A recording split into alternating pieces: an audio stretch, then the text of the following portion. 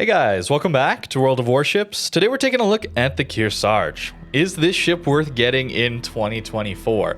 That's the question I want to answer today. This ship is going to be available for 228,000 coal, and it's an American hybrid battleship.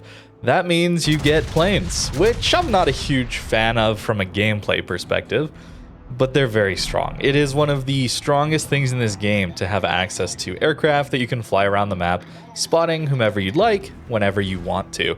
Also, they do pretty good damage. Even if they did 0 damage, the spotting would just be insane. But in this video, it's mostly going to be focused on damage into battleships, but just know you can actually do a ton of heavy lifting for your team just by spotting out the enemy destroyers. It's very, very, very powerful. The rest of this ship, though, looks a little bit like a Montana with a flight deck stacked on top. And it's not quite that, but it's pretty close. You do get 12 406s, but instead of having the Monty 406s, they're the North Carolina 406s. That is still a very, very good thing to have, though. We nearly just took that Balti out in the first little bit of this game. Just crazy levels of firepower. They do have decent dispersion as well, 1.9 Sigma, but their shell flight time is going to be the real problem. So if you struggle to lead at longer ranges, you might find that this is a little bit tricky to play around. The HE, though, does have better shell velocity, so you could just spam some high explosive at those longer ranges, and you should be fine. And that synergizes with these rocket planes, because these rocket planes light a lot of fires and do a ton of damage. They have like 68 mil pen, so you're not really going to be shattering on battleships unless you hit like the turrets.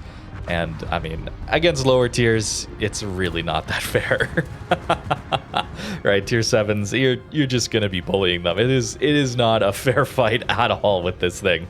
So yeah, it's a very, very strong battleship. I just do not like hybrids in the game. I'm of the opinion that the game is worse when there's planes and subs in the match. Anytime that I don't have to deal with that, I'm generally going to have a much more enjoyable experience.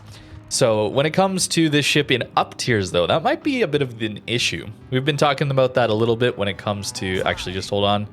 Yeah, that is almost 100% to 0 on that Monarch. NC guns are pretty good still, as it turns out, especially against these lower tiers. At higher tiers, it's a little bit worse because of the flight times and the worse pen compared to the Monty guns. But into up tiers, you can still just spam high explosive. And then these rocket planes just do so much damage. So in the second game, I will show you one where it's more standard battle, long range against some tier 10 opponents. But this one is just a stomp. We're 4 minutes into this game and we have 112,000 damage, by the way. 4 minutes in! Insane what this ship is capable of. Not every game looked like this, by the way. I did have some where things did not go so well. Kearsarge does have to play a little further back, as it does have a bit of a tumor on top to get these planes, where the superstructure is gigantic, very easy to hit, and takes a lot of damage at close ranges specifically. The flight deck is actually 38 millimeters of armor, so it's going to shatter some HE, and it's going to auto-bounce the armor-piercing shells. So at longer ranges, you're actually pretty well armored, maybe even better armored than a lot of battleships. There's 19,000 damage from just the rockets and a double fire. It's kind of disgusting, okay? I'm laughing, it's funny, it's hilarious to play this thing every once in a while, but it feels a little bad, don't you think? It feels a little bad to just walk over and click on someone for 20,000 damage like that, spotting them the whole time. The other thing is, with the long-ish attack pattern that these rocket planes have, you get like 5 seconds of lead or so. Whenever you actually initiate the strike, well, that's 5 seconds or even longer because the planes have to despawn, essentially. That's all time that you're spotting that ship. So you come back to your ship, and you can be the one spotting for yourself. It's crazy. You can have that strike all lined up. Even if you miss the strike, you're still spotting them. And you get your main guns off, and it's a little crazy. That's a high caliber in like 5.5 minutes. 163,000 damage. Insane. Actually insane. So if you're looking for a very strong tier 9 battleship, I think this is going to be it. I think there's more fun options, personally, because I do enjoy the secondaries and brawling. Awami certainly was a really good time there. But if you're just looking for straight out power level, Kearsarge is pretty hard to beat. Talking about this thing compared to, let's say, the tech tree hybrids, I personally prefer the dive bombers because you're going to have an easier time lining up drops on destroyers. These rockets they're pretty hard to hit on DDs with not only the strike preparation time whenever you lock in where you're striking, that 5 or so second delay, but it's just a really long range drop reticle where you're not going to be able to spot the DD for yourself and then strike them. Where the dive bombers, you can easily do that, which is, in my opinion, overpowered and bad for the game, just to be very clear. But as far as utility goes, yes, the rockets are going to be very good into cruisers and especially battleships, but so are the dive bombers. They're also very good in those situations. And more importantly, I think the dive bombers are so good into angled targets, and the rocket planes are good into broadside targets. But you're already good against broadside targets with your guns, right? So I would rather have the dive bombers to help me against the angled targets, people who are bow in or kiting away from me, to give me that hitting, punching power into those kind of targets, where I can then just use my guns when they're forced to go broadside to dodge those dive bombers, let's say. It's tough to play against these things, but if you do overcommit, you will die very, very quickly. You do have a little bit more HP, which is nice, 84,000 HP here at tier 9, where Iowa, I think, gets around 79,000, so a little bit more is nice. Nothing special about the heal or the damage control outside of it being an American damage control. And this heal in particular is a just standard heal. The American tech tree battleships and some of the premiums, I think, get it as well. It's a bit of an improved heal, so it heals back more HP. Certainly you have the Massachusetts, Ohio types that have the 40-second cooldown. We don't have that here, but we don't even have that improved one where we'd get more HP back from that normal heal. So you do have to worry about your HP a little bit if you get too close. But the nice thing is you don't have to really get close, and you're still very, very effective. 196,000 damage here, and, well, the enemy team got absolutely stomped. These games tend to happen, though, but oftentimes in these blowouts, you're not doing 200,000 damage, and the reason that it was a blowout, essentially. And just for good measure, we'll collect that poor Monarch. That's the same guy that we nearly one-shot at the beginning of the game, by the way. poor guy, man. I apologize. Whoever you are, that's a miserable gaming experience. Don't worry, I'm not going to be playing Kearsarge anytime soon again. It was just for the video, so I'm sorry. But 208,000 damage into this one. Okay, base XP kind of ended rather quickly. 53,000 damage from those rockets. Yeah, kind of ridiculous. Okay, on to our next game. We've got some tier 10s, we got some standard battles, we got a Conquer, 2 Wisconsins, a Heisen over here. So a lot of battleships over here, and it's just myself, Monty, and Yamato on this flank. So we're not going to be playing too aggressive. We're still going to accomplish a lot. We're going to do a lot of damage, I suppose. We don't really accomplish too much as far as pushing, but kiting away, playing further back is certainly doable with this ship. Now, I guess you should mention the secondaries here are really not worth going after. Not because they are especially bad. They're just standard secondaries. There's no improved accuracy on them or anything like that. But there's a lot of them, right? There's actually 14 turrets, so 7 per side, which might be interesting because things like Georgia, Massachusetts, Ohio only get 5 per side. But this superstructure takes so much damage at close range that I don't... Wow, that was another just massive hit out of those rockets. Like, that's the thing. Even if you're farther back and your main guns aren't doing as much damage, every, 100 seconds or so, you're going to get your rockets back, and you can just fly over to a battleship and do 10 to 15, 20,000 damage and some fires. I guess a little bit less against cruisers, because typically they're going to dodge a little more effectively from these rocket planes. Less against DDs as well, but you can go spot the DD. That's a very powerful tool as well. It's very, very good in today's meta to play this ship, and I probably should be shooting more HE than I am. I'm just a little stubborn where I don't like to do the HE spam quite as much. Although with this thing, it's so good, man, because you're just getting so many fires guaranteed because of these rocket planes as well. So you can farm a lot with this thing. It's very, very strong. And to talk a little bit about the hybrid battleships and hybrid ships in general, you should always be thinking about where your guns are rotated and where your ship is going when you're about to get into your airplanes. You want to ideally have your guns already ready to shoot at whatever target you're going to be striking with your rocket planes or your dive bombers, if your ship has dive bombers, whatever. Because you have a lot of spotting from these planes still, and that's just going to maximize that damage output on that target. You might even be able to force them to turn in a favorable way to your guns just by flying your planes around to get a slightly better angle. So always, whenever I'm playing these ships, I'm always looking for that opportunity to have my guns available to me as soon as I'm going to strike someone.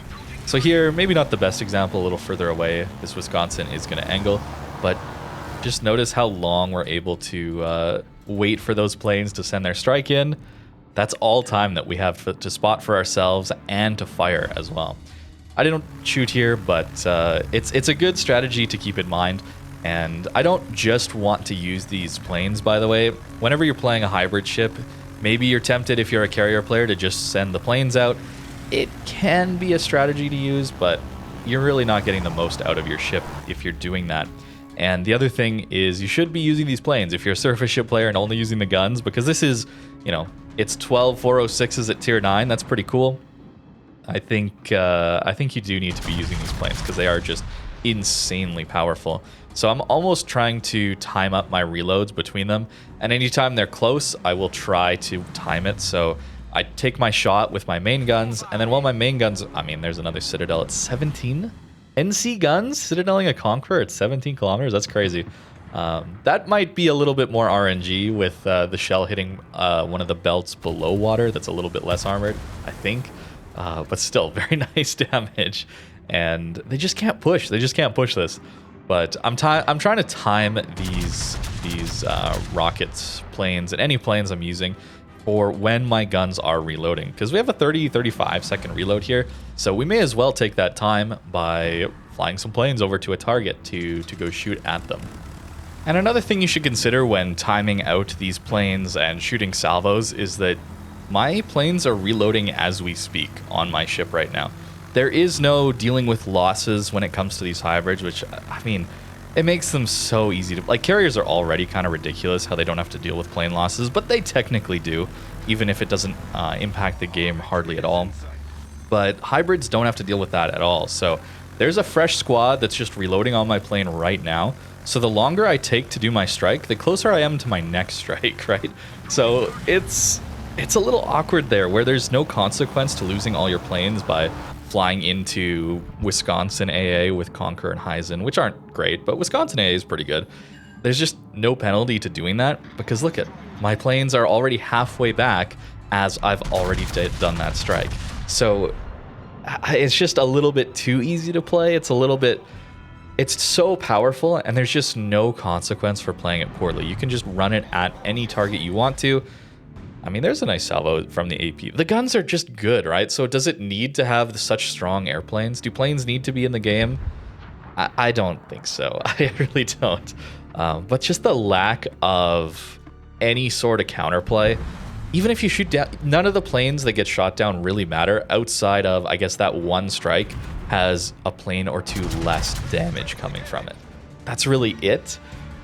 That seems like not enough of a penalty to me. I think there should be, especially on a ship like this where, I mean, like a carrier in itself isn't big enough to have a 3D printer to print that many planes that they get in this game. But this is like half of a carrier's flight deck, or even less, strapped on top of a battleship. How are they printing so many planes, you know? It's just too much. I'm really, really not a fan of the hybrids being in the game at all, and carriers in general. So for me, it's a little cheesy to be playing a class like this.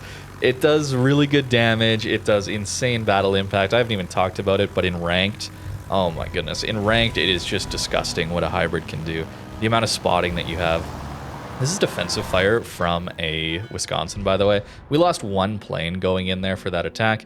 And while we're attacking the ship, our planes are immune. So we get another 10,000 damage and a double fire, right? The planes don't take damage once you've initiated the attack run, right? Like, why? Shouldn't we be able to shoot the planes down as... Okay. There's just so many balancing things around carriers that I don't want to get into it here. But I have to mention it because the planes are just so disgustingly good, and the ship is very strong. So My hope is that they get nerfed at the future, but I mean, this ship has been like this for so long that I don't have too much hope held out for that. I'll be honest with you guys. And given how the CV rework went on the console game, I've heard some little rumors and whispers of that. I haven't really kept up with the console game since I played it a couple years ago to try it. Back when they introduced carriers, I stopped. That was my main... If you're wondering why I don't really play the console game, it was like, oh, I can get away from carriers. Let me go play that game. And then they added carriers, like the patch later, which felt a little bad. Apparently that carrier rework isn't going so well. Removing spotting, but giving the carriers just obscene levels of damage output in return might not be the funnest thing to play against. So I'm a little wary, I'm a little nervous about this upcoming carrier rework that they've kind of been teasing for over, what, half a year now or more. I'm a little concerned about it. And then even if it does go through and does go well, what are they going to do about hybrids? Like, how are the hybrids going to be changed? I don't know. As it stands, though, it's pretty disgusting what this ship can do, right? We were outside of 18 kilometers most of this game, and we still had insane battle impact.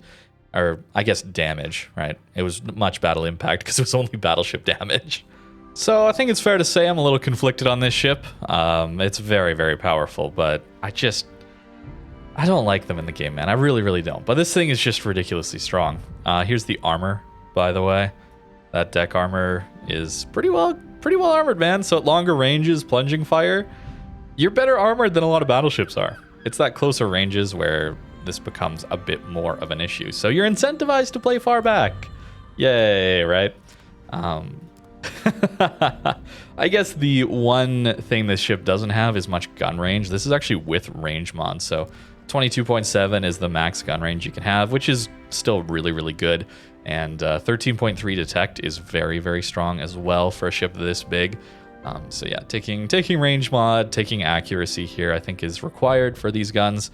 You're not looking for DPM so much as you are just that insane punching power that 12 406s can give you at this tier. And then taking air groups mod 3, getting those planes back just a little bit quicker. And then that commander build as well, taking this upgrade, because this one's also going to give you those planes back just a little bit quicker, 10% quicker.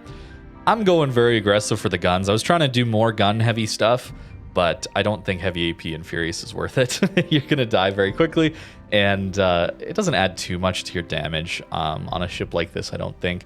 Especially where you probably want to shoot more HE than I did. So don't take these two. Take emergency repair, maybe take fire prevention as well, as people are going to try and let you on a lot of fires.